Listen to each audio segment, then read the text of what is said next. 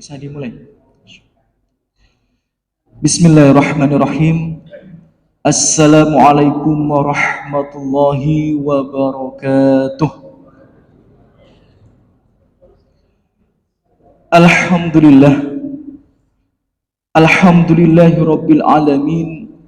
Wal akibatu lil muttaqin. Segala puji hanya pantas kita panjatkan kepada Allah Jalla Jalaluh,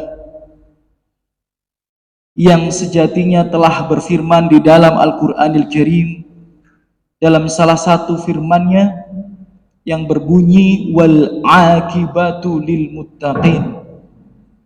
Hanya orang bertakwalah yang Allah siapkan akhir yang indah dalam kisah hidupnya. Maka barang siapa yang ingin happy ending, siapa yang ingin akhir yang indah dalam kisah hidupnya, hendaknya ia senantiasa bertakwa kepada Allah Subhanahu wa Ta'ala. Dan tidak lupa ikhwati fillah, saudara-saudariku semua, Bapak Ibu yang semoga selalu dijaga dan dirahmati oleh Allah Subhanahu wa Ta'ala. Allahumma salli wa sallim wa barik ala sayyidina habibina Muhammad bin Abdullah wa ala alihi wa ashabihi wa man tabi'ahum bi ihsanin ila yaumiddin, amma ba'd. Semoga sholawat serta salam senantiasa tercurahkan kepada manusia yang paling kita cinta, pemimpin kita di dunia dan di akhirat, manusia yang bahkan lebih mulia daripada semua makhluk ciptaan Allah Subhanahu wa Ta'ala, yakni Muhammad bin Abdullah alaihi salatu wassalam. Dan juga semoga salawat serta salam senantiasa tercurahkan kepada keluarga beliau, anak keturunan beliau, para sahabat beliau, dan umat beliau yang senantiasa berusaha untuk berpegang teguh mengamalkan wasiat yang telah beliau berikan, yang telah beliau tinggalkan, yakni Al-Quran dan As-Sunnah. Baik, Bapak Ibu sekalian, pertama-tama saya ucapkan jazakumullah khairan katsiran. Semoga Allah membalas hadirnya kita di majelis ini dengan sebaik-baiknya balasan, menjadi sebab bergugurnya dosa-dosa kita yang terlampau banyak, dan juga menjadi sebab Allah mengangkat derajat kita menjadi hamba yang bertakwa kepada Allah Subhanahu wa Ta'ala. Amin ya rabbal alamin.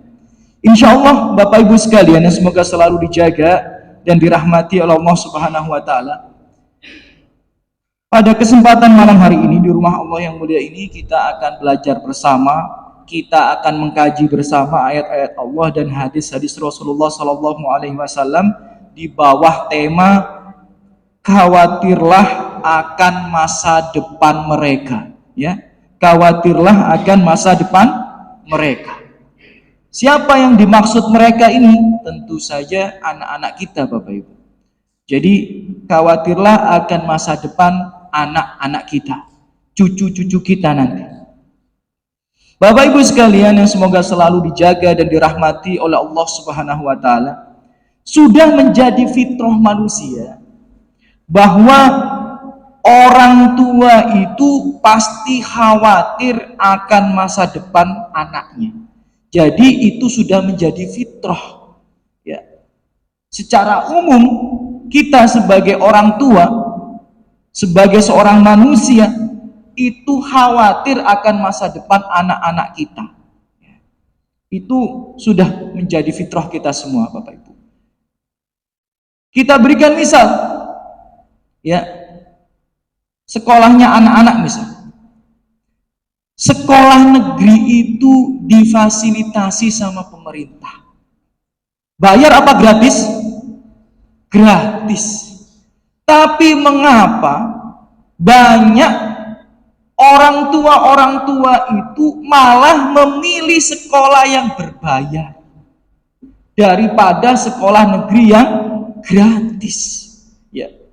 Logikanya saja, kalau kita disuruh milih, ya, yang bayar sama yang gratis, ya pasti milih yang gratis. Tapi mengapa orang itu mau berkorban sebagian hartanya menyekolahkan anak-anaknya di tempat yang berbayar daripada yang gratis? Mengapa?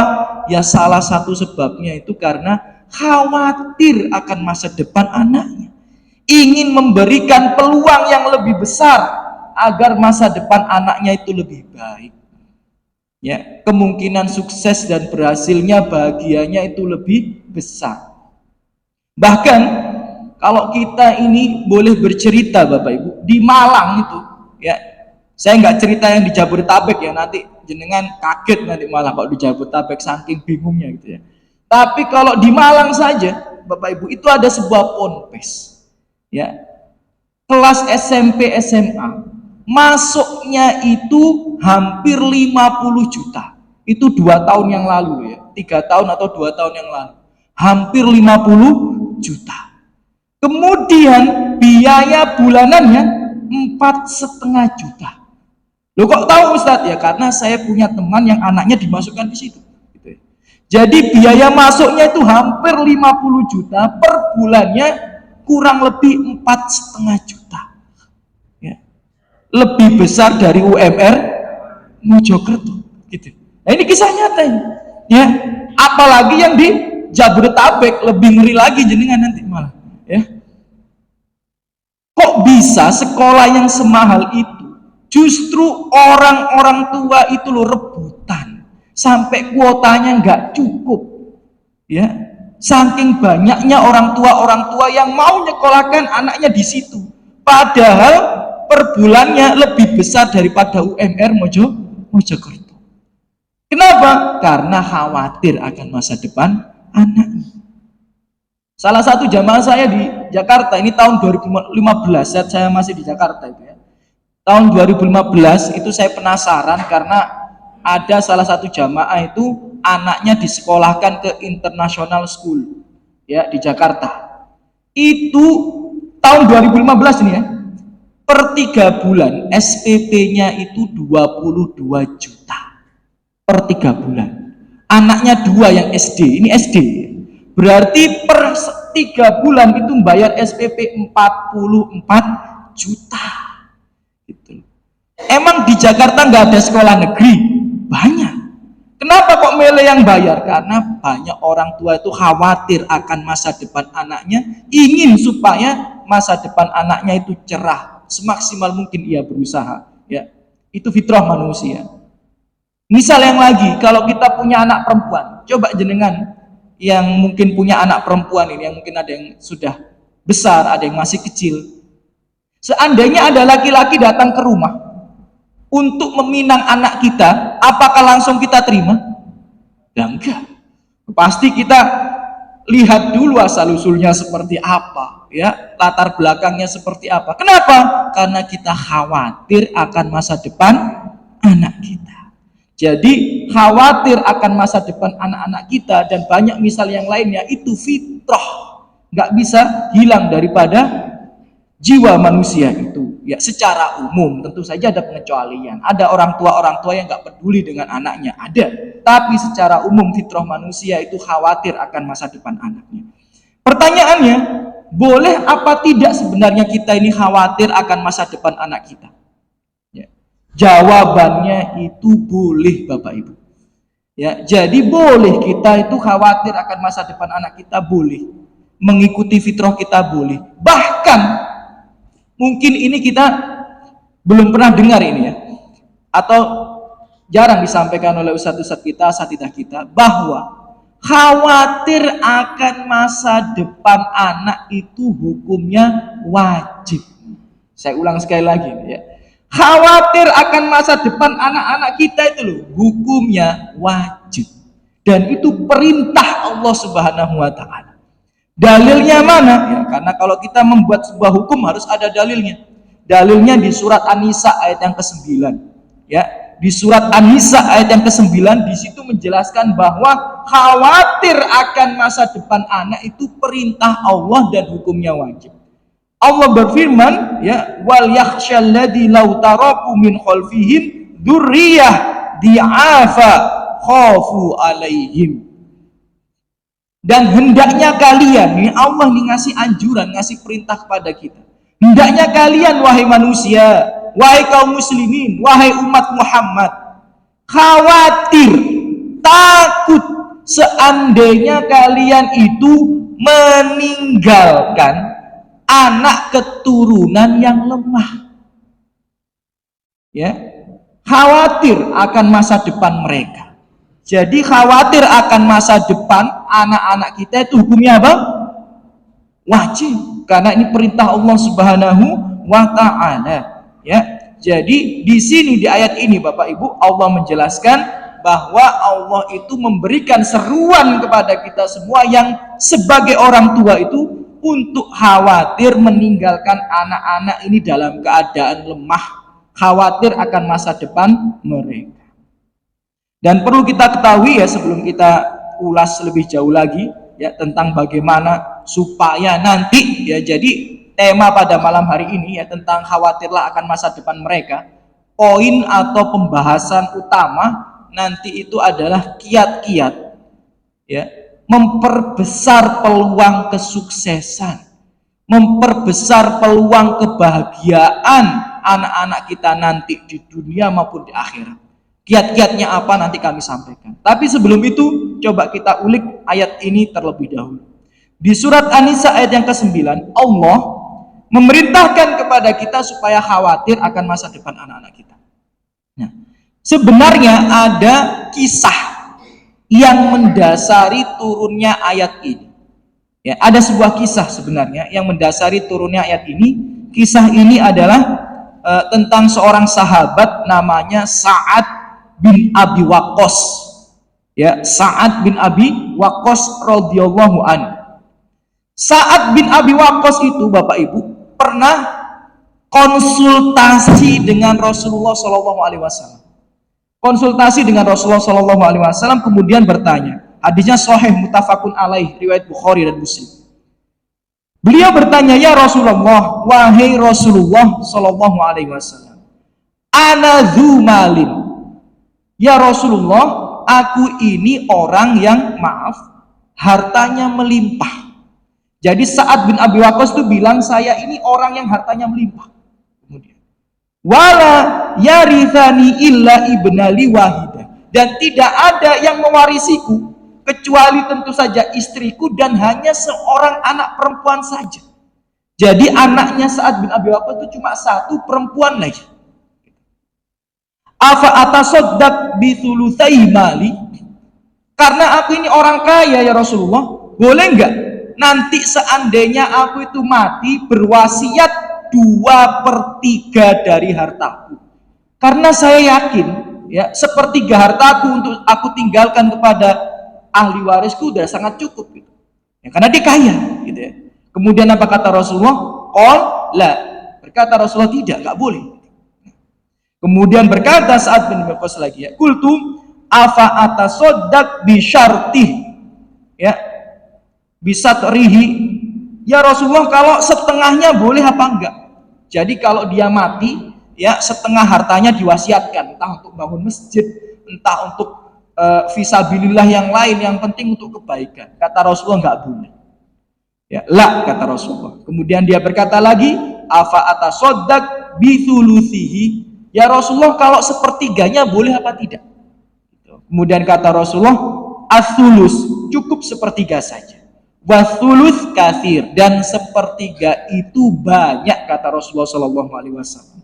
Kemudian Rasulullah mengatakan, innaka, ya, sesungguhnya engkau itu meninggalkan anak keturunan kamu ya dalam keadaan agniya khairun, dalam keadaan kaya berkecukupan, itu lebih baik daripada meninggalkan mereka Allah itu fakir atau miskin ya, yatakaffafunan nas, minta-minta sama manusia ya. Jadi sebenarnya ayat yang tadi itu perintah Allah di surat An-Nisa ayat yang 9 tentang kita ini harus wajib khawatir akan masa depan anak kita, sebenarnya turun gara-gara kisahnya Sa'ad bin Abi Waqqas ini. Maksudnya apa? Khawatir anak-anak itu ditinggalkan dalam keadaan miskin. Jadi kalau berwasiat jangan berlebihan ya, jangan berlebihan. Oh iya, kita ambil sedikit ibrah daripadanya. Jadi kalau jenengan merasa hartanya banyak, kemudian ingin berwasiat untuk kebaikan, boleh apa tidak boleh? Jadi kalau kita bahas kajian tentang wasiat, ya mungkin ibu-ibu pernah ikut kajian kami, bahwa berwasiat itu kalau jenengan kaya raya hukumnya sunnah. Saya ulang sekali lagi ya. Berwasiat kalau jenengan itu kaya raya hukumnya sunnah. Yang merasa di tabungannya ada 5M gitu misalnya. Ya, ya, yang rumahnya 4 misal, ya, mobilnya 3, itu berwasiat tentang harta ya, terkait harta itu hukumnya sunnah, dianjurkan, didorong oleh Allah dan Rasulullah Shallallahu Alaihi Wasallam. Nah, kalau kita mau berwasiat terkait harta, ingat ada aturannya, ada aturan mainnya, yakni tidak boleh lebih dari sepertiga. Itu loh. Jadi kalau kita mau berwasiat, ya, nak, nanti kalau aku mati, tolong sebagian hartaku buat untuk bangun masjid, ya, buat untuk bangun ponpes, buat untuk menafkahi janda dan anak yatim. Boleh apa tidak? Boleh kalau jenengan kaya, dan tidak boleh lebih dari sepertiga, dari hadis riwayat Bukhari dan Muslim tadi, muttafaqun alaih. Ya, jadi nggak boleh lebih sepertiga. Jadi kalau jenengan misal punya uang di ATM sekitar 900 juta, maka kalau jenengan meninggal wasiatnya maksimal berapa? 300 juta saja. Nggak boleh lebih dari itu. Dan lebih dari itu nggak perlu ditunaikan, cukup ditunaikan sepertiganya saja. Dan Bapak Ibu sekalian, semoga selalu dijaga rahmat Allah Subhanahu wa taala. Dari hadis ini juga ulama ngambil kesimpulan bahwa kalau kita miskin, makruh hukumnya berwasiat terkait harta. Ya, misal jenengan cuma punya harta 100 juta, anak-anak jenengan itu masih belum mapan, lebih baik tidak berwasiat. Ya, lebih baik untuk maslahat anak-anak jenengan. Ya, misal ada yang belum kuliah, ya, ada yang belum punya rumah, ya, ada yang masih membutuhkan, lebih baik untuk anak-anak jenengan. Ya, sedangkan sedekah-sedekah yang lain itu nomor 2. Ingat, ya, sedekah yang terbaik, ya, infak terbaik itu adalah untuk kerabat terlebih dahulu, baru orang lain. Jangan sampai kita kepada orang lain loyal, tapi kepada kerabat tidak. Nggak boleh. Nah, kemudian tambahan lainnya tentu saja, walaupun tidak ada dalam ayat itu, tapi ulama juga mengingatkan tidak boleh berwasiat kepada ahli waris. Ya, kalau wasiat kepada non ahli waris itu boleh. Ya, jadi di hadis itu tadi kan, ya, Sa'ad bin Abi Waqqas itu seolah-olah menggambarkan kepada kita, kalau punya harta, ya, warisan itu untuk ahli waris, wasiat itu untuk non ahli waris. Jadi kalau kita mau berwasiat untuk ahli waris itu tidak diperbolehkan. Maksudnya seperti apa? Kalau jenengan, misal orang tua kita dulu karena mereka belum belajar, makanya penting belajar. Karena orang itu kalau maaf ya, tidak belajar, nggak bisa membedakan mana yang benar, mana yang salah, jahil, bisa jadi jatuh ke dalam kemaksiatan karena kebodohannya. Ya, banyak orang tua kita dulu bilang kepada kita, nak, ya, rumahku yang sana itu buat kamu, nak. Rumahku yang sana itu buat kakakmu, nak. Ya, dan rumah yang ini buat ibumu, nak. Itu tidak boleh ditunaikan. Itu hukumnya haram ditunaikan. Karena Rasulullah bersabda dalam hadis yang sahih, innallaha qad a'ta kulla haqqin haqqo wala wasiyata liwaris. Allah telah menetapkan hak kepada setiap hambanya menurut pembagiannya, dan tidak ada wasiat bagi ahli waris. Jadi kalau ada orang tua ngasih wasiat untuk ahli warisnya, untuk istrinya misal, untuk anak-anaknya, maka tidak boleh ditunaikan. Tapi kalau non ahli waris boleh. Ya, jadi tetap harus ditunaikan sebagaimana perhitungan warisan, bukan ya amanah wasiat itu. Nah, toib. Bapak Ibu sekalian, ayat tadi sebenarnya tentang perintah khawatir kepada anak-anak kita itu memang turun untuk sebab tertentu.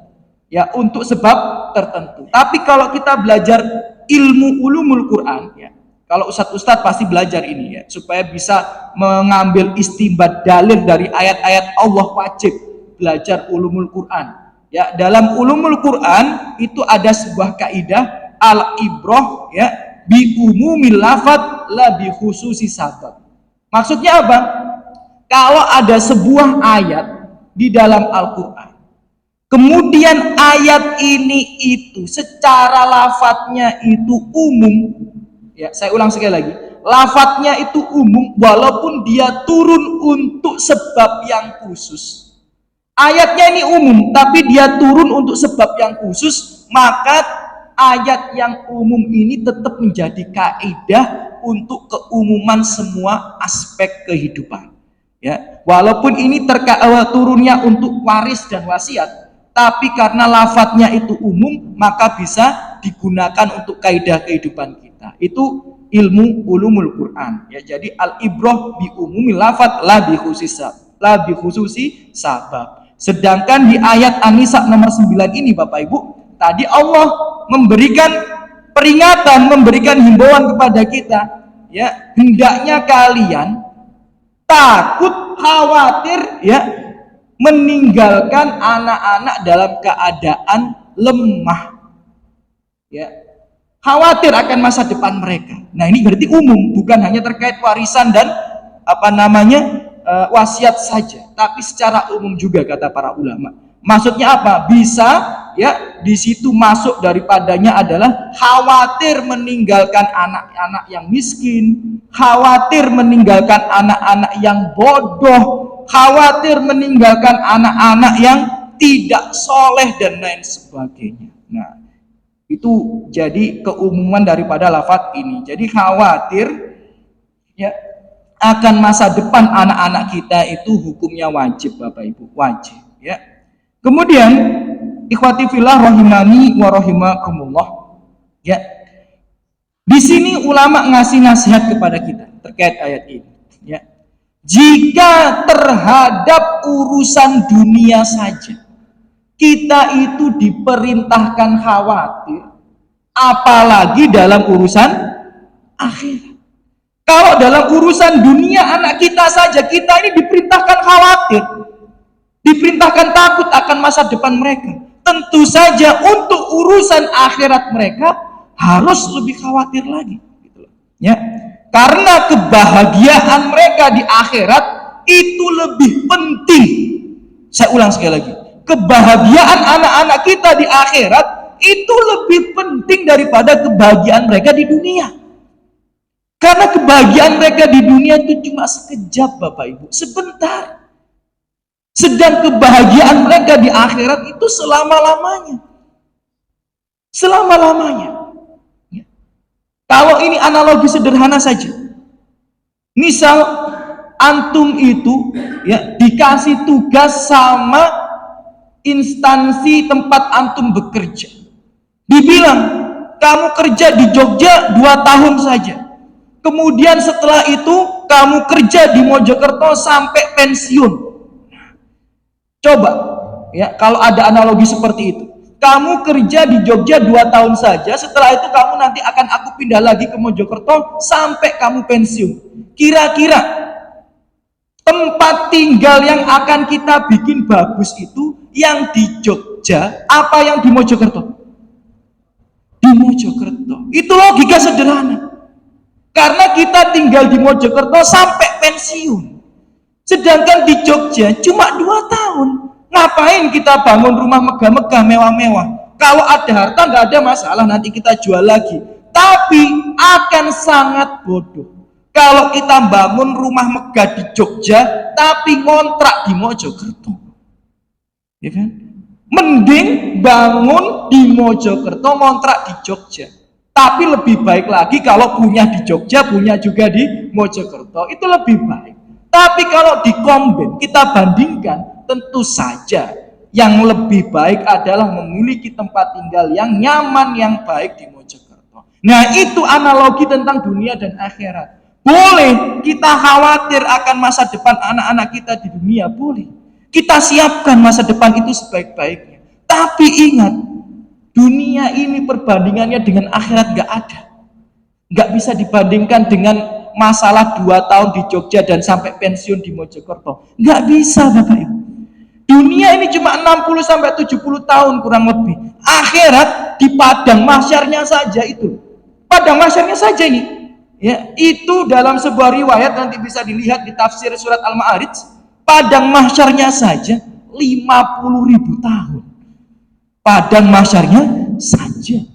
Nah, kalau cuma dunia 60-70 tahun, pada mahsyar itu 50.000 tahun, belum perjalanan setelah itu, hendaknya kita ini kalau sayang sama anak-anak kita lebih khawatir akan urusan akhirat.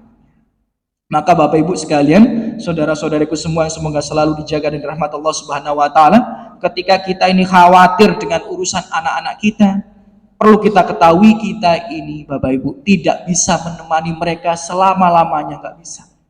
Suatu saat kita ini pasti akan berpisah dengan mereka. Apalagi nanti kalau sudah SMP ada yang ingin mondokin anaknya udah bisa. Ya, nanti kalau sudah SMA udah kuliah pisah lagi lebih lama lagi.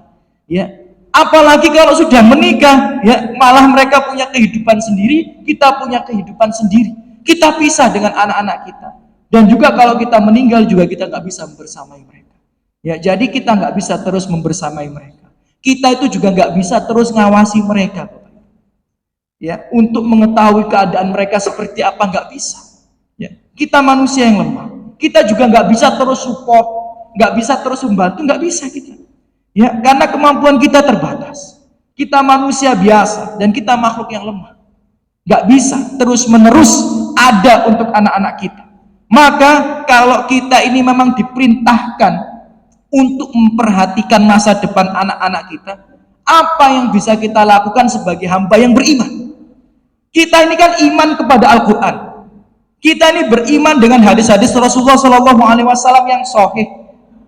Nah, kalau kita beriman, langkah apa, ikhtiar apa yang bisa kita lakukan untuk memperbesar keberhasilan mereka di masa depan, untuk memperbesar kemungkinan ya kesuksesan mereka, kebahagiaan mereka di masa depan nanti. Nah, di sini dalam waktu yang cukup terbatas ini mungkin akan saya sampaikan 3 atau 4 saja kiat ya agar anak-anak kita itu nanti ya memiliki kemungkinan sukses atau bahagia dunia akhirat yang lebih besar, dan itu yang bisa kita ikhtiarkan sebagai orang tua, Bapak Ibu. Ya. Bapak Ibu sekalian, semoga selalu dijaga dan dirahmati oleh Allah Subhanahu wa taala. Telah kami sampaikan tadi bahwa kita manusia biasa, kemampuan kita ini terbatas dan kita makhluk yang lemah. Ya, kita butuh pertolongan Allah Subhanahu wa taala karena penjagaan Allah itu tiada batasnya. Ya, pertolongan kita ada batasnya. Pertolongan Allah tidak ada batasnya. Pengawasan kita ada batasnya. Ya, pengawasan Allah nggak ada batasnya. Ya, kita menemani anak pun ada batasnya, tapi Allah selalu menemani manusia sampai ia meninggal dunia, selalu ada. Jadi kalau pengen ya penjagaan yang sempurna adalah dari Allah Subhanahu wa taala. Dan apa yang bisa kita ikhtiarkan, tentu saja yang pertama dan yang paling utama adalah dengan memperbanyak doa untuk anak-anak kita. Ya. Saya sampaikan lagi, ikhtiar yang pertama dan paling utama kita sebagai orang tua Bapak Ibu adalah memperbanyak doa untuk anak-anak kita. Ini sepele memang. Ya. Sepele bagi orang yang tidak beriman atau imannya itu hanya abal-abal. Karena banyak di antara kita Bapak Ibu meremehkan doa. Saya ulang sekali lagi. Banyak di antara kita itu meremehkan doa. Padahal doa itu kata para ulama, silahul mukmin, senjata yang paling kuat bagi orang yang beriman itu doa. Bukan hartamu, bukan kedudukanmu, bukan kekuatanmu, bukan. Senjata yang paling utama bagi orang yang beriman itu adalah doanya kepada Allah. Doanya kepada Allah. Doa manusia kepada Allah Subhanahu wa taala membuat seorang manusia mempan dibakar api. Doanya Nabi Ibrahim. Doa seorang manusia kepada Allah Subhanahu wa taala membuat ia selamat dari badai dan perut ikan berhari-hari lamanya. Yang secara logika tidak akan masuk akal itu, ya, untuk bisa terjadi. Tapi itulah kekuatan doa. Ya, itulah kekuatan doa yang banyak diremehkan oleh manusia. Bahkan kita ini kadang kita ini sudah ngaji tapi meremehkan doa. Khususnya doa orang tua untuk anaknya. Jadi Bapak Ibu, kita ini sebagai orang tua punya keistimewaan. Saya ulang sekali lagi.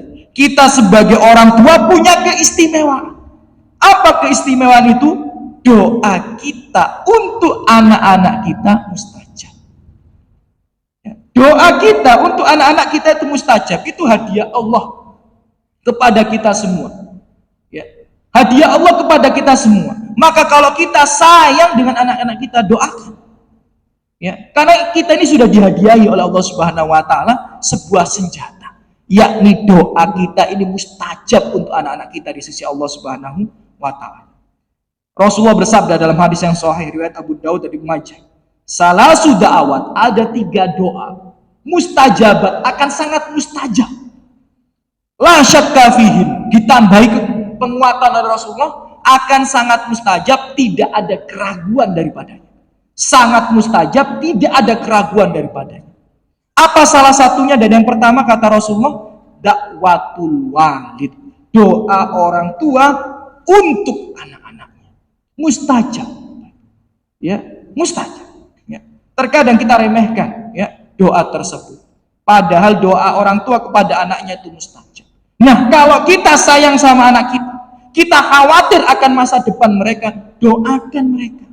Dan jangan hanya sekedar berdoa. Karena Allah dan Rasulullah tuh ngajarin kita, kalau pengen doanya itu bahasa kita mandi, mustajab doa di waktu-waktu yang tertentu, di waktu-waktu yang mustajab. Ya. Jangan remehkan waktu-waktu yang mustajab. Hindari mengkonsumsi hal-hal yang haram, karena itu bisa menyebabkan doa-doa kita ini susah untuk diijabah. Ya. Kalau kita menghindari hal-hal yang haram, ya, kita berdoa di waktu-waktu mustajab, dan kita sebagai orang tua doa ini untuk anak-anak kita, saya yakinnya akan diijabah oleh Allah Subhanahu wa taala. Kalau belum diijabah berarti ada yang salah. Saya ulang sekali lagi, kalau belum diijabah berarti ada yang salah. Ya. Betapa banyak keajaiban yang saya saksikan dengan mata kepala saya sendiri. Ini bukan hadis, ya. Ini bukan kisah ulama salah, bukan. Dengan mata kepala saya sendiri, bahwa doa orang tua itu mustajab untuk anak-anaknya. Yang mustahil menjadi tidak mustahil. Ya, mungkin yang ibu-ibu pernah ini saya sampaikan kisah ini. Ya. Ada banyak kisah, tapi satu kisah saja saya sampaikan ya, karena terbatasnya waktu. Ya. Pernah saya kisahkan kepada ibu-ibu ya, di sini juga di majelis ini ya, khusus ummahat, bahwa dulu saya sama teman-teman kan setiap tahun itu ada Muqabalah Madinah ya, penerimaan mahasiswa untuk Universitas Madinah ya. Jadi kita daftar tahun depan nama itu muncul ya, kita daftar sekarang nih, tahun depan nama itu muncul. Kita sama teman-teman daftarlah pada waktu itu ya, karena banyak anak ponpes pasti daftar ya di situ. Kemudian setelah daftar, kemudian tes tulis, tes wawancara. Walaupun tes tulis dan wawancaranya sangat sederhana sekali, hanya mungkin 3 menit, 5 menit saja ala kadarnya. Jadi hanya keberuntungan yang menentukan kita sukses atau tidak sukses di situ. Nah, kemudian tahun depan muncul itu nama-nama itu. Nah, pada tahun 2013 ya, ini 2013 ya, beda dengan sekarang. Karena kalau 2013 dulu itu sekitar 100-an orang yang diterima. Kalau sekarang alhamdulillah sudah ada 300-an orang tiap tahun. Dulu 2013-an waktu zaman saya dulu itu cuma 100-an orang. Keluarlah nama itu. Ya, dari hampir sekitar 100-an orang keluar nama itu. Sebagian teman saya diterima alhamdulillah. Sebagian yang lainnya belum diterima atau tidak diterima, ya alhamdulillah kita menerima takdir ini dengan baik. Qadarullah ma syaa fa'al. Ada salah satu teman saya ketika nama itu muncul ya di internet kan, karena kita lihat HP ya. Nama itu muncul, apa yang dia ucapkan? Saya pasti akan keterima. Saya pasti akan keterima. Dia bilang gitu. Kemudian saya cari namanya nggak ada. Gitu. Dan di teman-teman juga tanya, "Duh, emang kamu keterima? Emang namamu ada?" Nggak ada namaku. Terus, tapi saya pasti akan keterima. Dia bilang gitu. Nah, teman-teman udah bingung nih, saling lihat satu sama lain. Ya. Jadi dia bilang, "Aku pasti akan diterima, aku pasti akan diterima." Padahal namanya nggak ada di situ. Nah, kita sama teman-teman ya saling lihat satu sama lain. Ini stres atau gimana nih? Kayak orang gila aja. Gitu. Padahal nama itu udah diumumin, namanya nggak ada, tapi dia masih kekeh, aku pasti akan diterima, aku pasti akan diterima. Gitu. Kemudian setelah itu ya, ketika sudah nggak ada sama teman-teman, kita udah pada pisah satu sama lain, karena dia deket sama saya ngomong empat mata sama dia, saya tanya, ya Fulan, ini orang Sulawesi, ya Fulan, kenapa kok antum sampai seperti itu reaksinya? Udah ikhlas aja, saya bilang gitu. Kalau nama kita emang nggak keluar, ya udah ikhlas aja, gitu. Ya qadarullah masya'afa'al. Kan kita emang semua yang menimpa kita adalah yang terbaik ya dari Allah Subhanahu wa taala. Kemudian apa kata dia? Bukan seperti itu Armedi, bukan seperti itu. Setiap malam setelah tes tahun lalu, dia bilang gitu ya. Tesnya tahun lalu ya. Jadi setelah tes tahun lalu, setiap malam, wallahi dia saya bersumpah, demi Allah ibu saya itu selalu bangun saat tahajud. Itu mendoakan nama saya semoga keterima di Universitas Islam Madinah. Dia bilang seperti itu. Setiap malam Armedi. Kalau nggak bangun jam 1, jam 2, minimal itu 1 jam sebelum subuh. Itu selalu bersujud, bersimpuh, memohon kepada Allah, semoga saya diterima di Universitas Madinah. Maka aku yakin pasti akan diterima. Gitu. Saya kaget dari cerita itu. Teman-teman ngetawain dia kayak orang stres gitu. Ketika saya dengar kenapa kok dia seyakin itu, saya langsung simpati. Wah, luar biasa. Dan dia bilang sampai demi Allah ya, sampai bersumpah gitu ya. Tiap malam kata ibunya itu berdoa, ya. Sholat tahajud. Ya. Kemudian saya tenangkan dia, ya udah nggak apa-apa. Mungkin kalau nggak tahun ini, tahun depan. Saya bilangnya seperti itu. Kalau nggak tahun ini, mungkin tahun depan ya Fulan. Saya bilang gitu. Ya, itu menunjukkan saya tetap kurang yakin. Ya gimana kan nama udah keluar nih, mana mungkin ya kan dia keterima, nama itu udah keluar kok. Ya nggak mungkin keterima kan gitu, secara logika gitu. Tapi saya ngomongnya pasti keterima tahun depan, saya bilangnya gitu ya. Jadi kalau nggak tahun ini, insya Allah tahun depan ya Fulan. Tapi masya Allah ya, Allah itu kalau udah berkuasa nggak ada satu makhluk pun yang bisa menentang kekuasaan Allah, yang bisa menentang ketetapan Allah. Kurang lebih seminggu atau 2 pekan ya, setelah itu tiba-tiba ada tambahan 6 nama saja ya.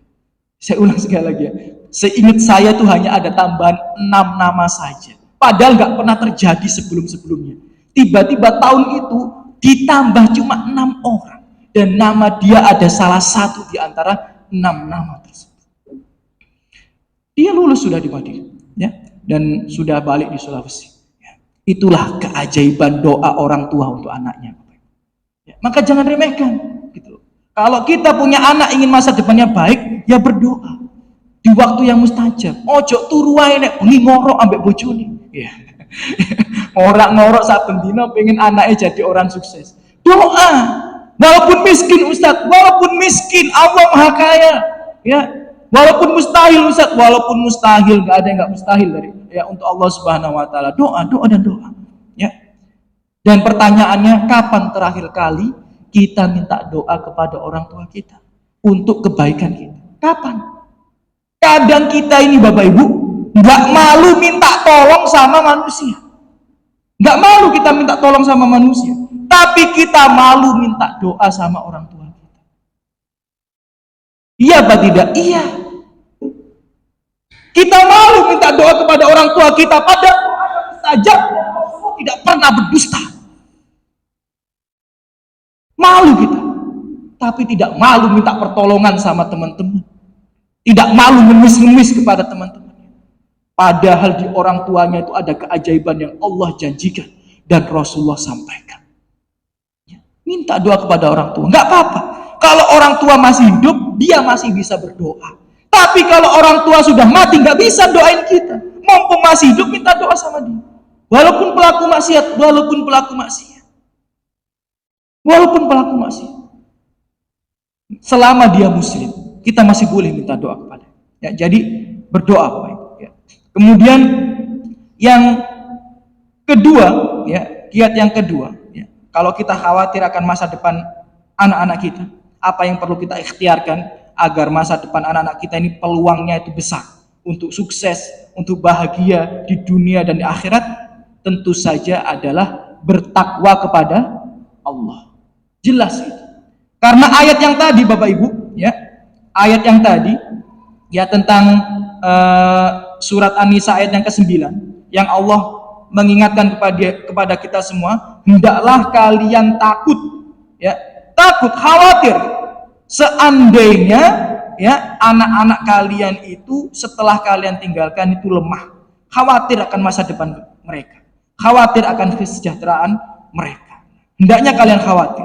Kemudian setelah Allah memerintahkan kita untuk khawatir, apa lanjutan ayat ini? Allah sampaikan, falyattaqullah, maka hendaknya kalian bertakwa kepada Allah. Jadi kalau kita khawatir dengan masa depan anak-anak kita, bertakwalah kalian kepada Allah. Ya, kalau kalian bertakwa kepada Allah, ya, kalau boleh kita tafsirkan secara bebas, Allah yang akan menjaga anak-anak. Ya, Allah yang akan menjaga anak-anakmu. Ya, jadi bertakwalah kepada Allah Subhanahu wa taala. Dan ini yang terkadang memotivasi saya untuk meningkatkan amal ibadah. Saya itu terinspirasi dari seorang salaf namanya Sa'id bin Musayyib, ya. Kita mungkin sering dengar namanya, salah seorang ulama salaf beliau. Ya, Sa'id bin Musayyib itu sering ya manggil anak-anaknya, dipanggil anaknya itu. Kemudian dia ngomong sama anaknya, la azidanna fi sholati min ajlik. Wahai anakku tercinta, ketahuilah aku itu sering menambah sholatku, maksudnya memperbanyak sholat-sholat sunnah. Wahai anakku tercinta, aku itu sering menambah sholat-sholatku, sering menambah ibadahku. Apa kata dia? Min ajlik, itu karena aku peduli sama kamu. Karena dia tahu konsepnya, kalau kita semakin memperbanyak ibadah, semakin bertakwa kepada Allah, maka Allah yang akan menjaga anak-anak kita. Ya, Allah yang akan menjaga anak-anak kita. Jadi kadang justru ya, nasihatnya Sa'id bin Musayyib yang para ulama abadikan sampai sekarang ini menyemangati saya. Ya gimana, saya ini juga manusia biasa Bapak Ibu. Kadang itu datang futur. Jenengan kan juga seperti itu. Nggih mboten? Nggih. Kita itu manusia biasa, kadang tinggi itu semangat ibadahnya, kadang turun. Kadang tinggi, kadang turun. Kita manusia biasa. Salah satu pelecut semangat saya untuk meningkatkan ibadah, ya perkataannya Sa'id bin Musayyib ini. Ya. Jadi Sa'id bin Musayyib itu ngomong ke anaknya, wahai anakku tercinta, aku itu memperbanyak sholatku, memperbanyak ibadahku karenamu. Karena aku khawatir akan masa depanmu. Aku ingin Allah menjagamu, maka aku perbanyak ibadah. Jadi kadang kalau saya malas, aku lihat anak-anakku yang lucu-lucu itu, bapak-bapak, ibu-ibu. Ya, saya lihat anak-anak saya itu yang senyum-senyum, saya perbanyak lagi ibadah. Terkadang itu yang membuat saya menyemangati diri saya untuk beribadah. Maka itu bisa antum ya amalkan dalam kehidupan antum. Kalau antum lagi futur, gimana cara memperbanyak ibadah? Lihat anak-anak antum yang antum cintai. Ya, kalau antum khawatir akan masa depan dia, tambah ketakwaan kepada Allah Subhanahu wa taala. Dan kita semua, bahkan Bapak Ibu sekalian yang semoga selalu dijaga rahmat Allah Subhanahu wa taala, membaca ayat ini atau disunahkan membaca ayat ini per setiap pekan di surat Al-Kahfi, ya kan? Di surat Al-Kahfi itu kita disunahkan membacanya tiap minggu, tiap pekan. Apa kata Allah Subhanahu wa taala? Wa ammal jidaru fakana ligulamaini yatimaini fil Madinah wa kana tahtahu kanzul lahuma wa kana abuhuma salihah. Di surat Al-Kahfi tentang kisahnya Nabi Musa alaihissalam dan Khidir. Ketika Nabi Musa dan Khidir safar, perbekalannya habis. Gak ada lagi perbekalannya, mau safar ini perbekalannya habis. Kemudian Nabi Musa alaihissalam diajak Khidir untuk melakukan perjalanan yang jauh. Udah habis bekalnya, sampai tempat, kemudian tiba-tiba sama Khidir diperintahkan untuk bangun rumah. Ya, atau memperbaiki rumah itu ya dibangun supaya pantas untuk dihuni lagi. Setelah itu tiba-tiba ditinggalkan sama Khidir. Nabi Musa alaihissalam bingung, loh bekal kita ini udah habis, yang dimakan gak ada nih. Antum suruh aku untuk melakukan perjalanan yang panjang, bukan nyari bekal, ya, bukan nyari duit bahasa kita ya, bukan kerja untuk nyari makan, tapi tiba-tiba bangun rumah, kemudian gak minta upah, ditinggal begitu saja. Bingung Nabi Musa. Kemudian dijelaskan, dan ayat ini diabadikan oleh Allah Subhanahu wa taala supaya kita mengambil pelajaran daripadanya. Apa yang Allah ingin kabarkan kepada kita? Sesungguhnya rumah itu milik dua anak yatim yang di bawahnya itu ada harta karun peninggalan orang tuanya, tapi di bawah rumah. Dan Allah ingin kedua anak itu mendapati harta itu nanti kalau sudah dewasa. Karena anak kecil, misal anak SD dapat uang 100 juta, nggak bisa menggunakan dengan baik. Maka Allah ingin anak itu, dua anak yatim itu nanti mendapati harta itu nanti kalau sudah dewasa. Tapi rumahnya sudah reot. Kalau nggak dibangun, khawatirnya dua anak itu pergi meninggalkan rumah itu. Makanya dibangun supaya dua anak itu tetap tinggal di situ sampai dewasa. Dan ketika dewasa nanti Allah takdirkan dia menemukan harta itu untuk maslahat keduanya di saat dewasa nanti. Lihatlah, kenapa Allah sampai ngutus seorang nabi melakukan perjalanan jauh-jauh, maaf ini kalau boleh dibahasakan, sampai wetenge keleson, gitu ya kan? Wetenge keleson Nabi Musa ini, ya kan? Udah wetenge lesu, disuruh safar jauh-jauh, bangun rumah, ditinggal, nggak dapat nggak dapat upah sama sekali. Kenapa Allah sampai repot-repot mutus dua orang yang sangat mulia di muka bumi ini?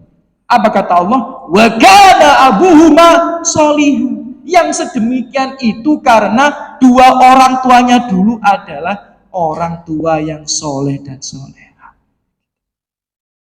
Jadi ketakwaan orang tua itu, kesolehan orang tua itu menjadi faktor terbesar Allah yang menjaga, ya, bukan kita. Allah yang menjaga anak-anak kita nanti. Ya, saya ulang sekali lagi, penjagaan kita itu terbatas, Bapak Ibu. Tapi penjagaan Allah tiada batasnya.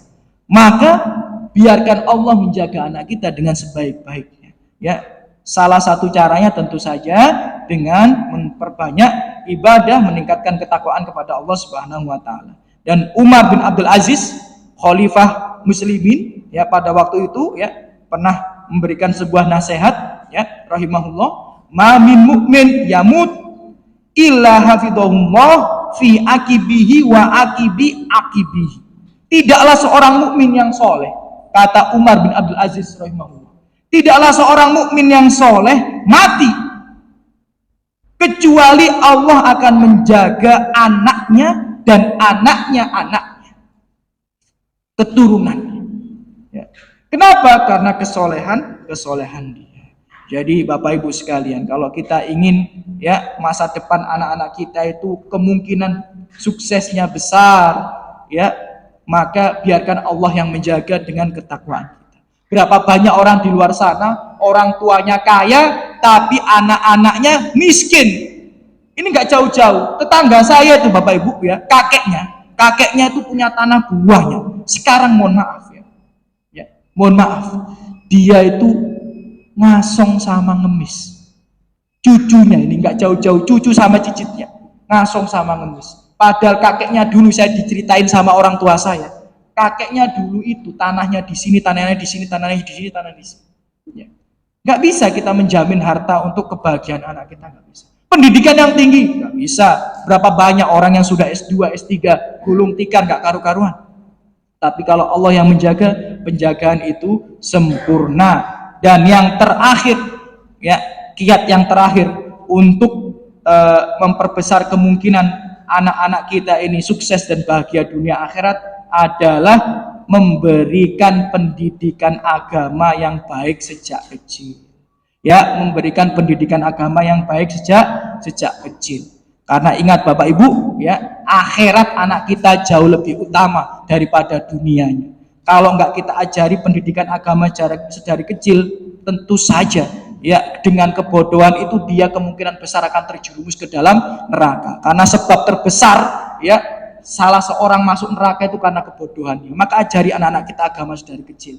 Dan kalau imam-imam sholat itu sering baca surat At-Tahrim, ya ayyuhalladzina amanuku anfusakum wa ahlikum naro, jagalah dirimu dan keluargamu dari api neraka. Kalau jenengan baca tafsirnya, di situ Ali bin Abi Thalib berkata, adibuhum wa alimuhum.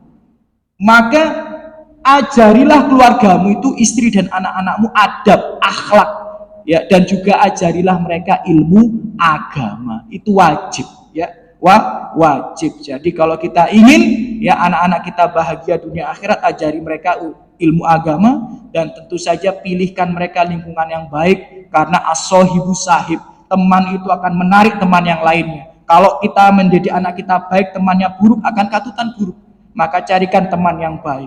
Dan ingat, sebagai penutup ya, ada sebuah kisah nanti di akhirat di tafsir As-Sam'ani, ada kisah di akhirat bagaimana seorang istri atau seorang anak di pengadilan Allah, ya, di pengadilan Allah ini, ya, istri atau anaknya itu akan datang. Naudzubillah, ya. Ya, semoga bukan kita. Ada seorang suami didatangi istri atau anaknya, kemudian istri itu atau anaknya itu melaknat dia di hadapan Allah.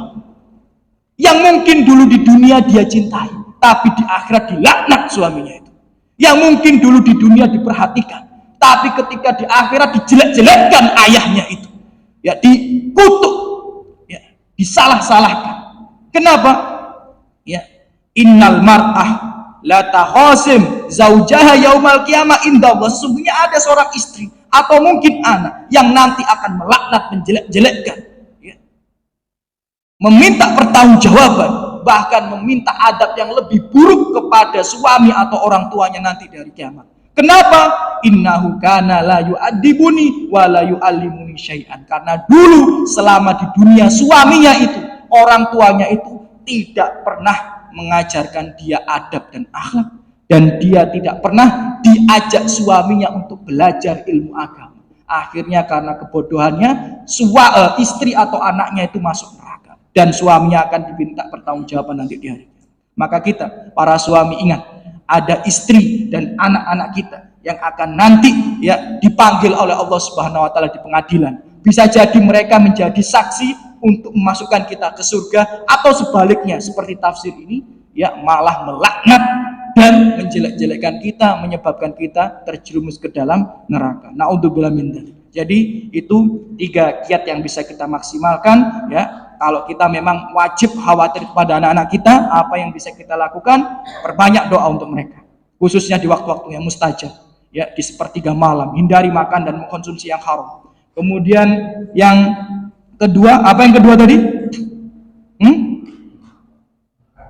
Bertakwa kepada Allah Subhanahu wa taala. Terus tingkatkan ketakwaan itu, karena ketakwaan kita adalah faktor terbesar anak-anak kita untuk dijaga oleh Allah Subhanahu wa taala. Dan tentu saja yang ketiga adalah berikan pendidikan agama yang baik sejak dini dan pilihkan lingkungan yang baik. Itu insya Allah ya kita akan insya Allah anak keturunan kita akan dijaga oleh Allah Subhanahu wa taala. Tapi Ustadz, kok ada orang yang soleh tapi anak keturunannya tidak soleh atau tidak dijaga Allah? Ketahui Bapak Ibu, kaidah ini berlaku secara umum atau kebanyakan, tapi pasti ada pengecualian, dan pengecualian itu pasti ada hikmah dari Allah Subhanahu wa taala. Ya, tapi kaidah ini berlaku umum. Misal lelaki yang baik umumnya dapat wanita yang baik, tapi ada pengecualian. Ya. Kalau kita ingin kemungkinan yang besar kita lakukan ini, tapi tidak 100% menjamin, karena semua itu adalah tahta masyiatillah, ya, di bawah kehendak Allah Subhanahu wa taala. Mungkin itu yang bisa kami sampaikan pada malam hari ini. Mohon maaf apabila ada hal khilaf dan salah dari saya pribadi, lebihnya dari hidayah dan petunjuk Allah Subhanahu wa taala. Baik. Kita cukupkan nggih, sampun. Ya, baik. Kita cukupkan, kita tutup dengan doa kafaratul majelis. Sebelum itu, alhamdulillah wassalatu wassalamu ala Rasulillah. Semoga yang hadir di sini dibalas oleh Allah Subhanahu wa taala dengan sebaik-baiknya balasan, diangkat derajatnya, diampuni dosa-dosanya oleh Allah Subhanahu wa taala, ya, dilampahkan rahmat oleh Allah Subhanahu wa taala, dan yang terpenting kita dianugerahkan anak yang soleh dan soleha yang Allah jaga, bahkan sampai kita meninggal dunia, bahkan sampai anak-anak dan keturunan-keturunan mereka, dan berkumpul kembali di surga Allah Subhanahu wa taala sebagaimana yang Allah janjikan. Amin ya rabbal alamin. Kita tutup dengan doa kafaratul majelis. Subhanakallahumma bihamdika asyhadu an la ilaha illa anta astaghfiruka wa atubu ilaik. Assalamualaikum warahmatullahi wabarakatuh.